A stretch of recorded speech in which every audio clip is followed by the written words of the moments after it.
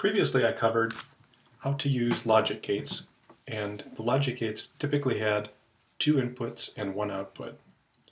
Now there's no real reason to constrain ourselves to only having 2 inputs and 1 output, and what I'm going to do now is give you an example of a logic table that represents something with 4 inputs and 1 output. The motivation is that once we have the possibility of having more inputs, we can do binary addition. And if we can do binary addition, we can create a basic computer. And so as a prelude to this, I wanted to give you an example of the logic table that I use when I decide what clothes to wear, or to decide whether the clothes I picked actually match.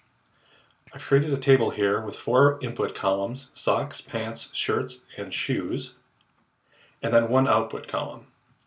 And basically what I do is I grab some clothes and I say 0 means black. I've just made that abbreviation here. Instead of writing black out, I just wrote a 0. And in my head I know that there's a 1-to-1 correspondence between 0 and black. And a 1 means brown. And I look at what I've grabbed and I find the row in the table that corresponds to the clothing I've grabbed. So if I grab black socks, pants, shirts, and shoes, it's this row. And then I look here and say, I match. And then I'm done. Now if I happen to grab this combination of colors, black and brown, I look at this side of the table and it says it does not match.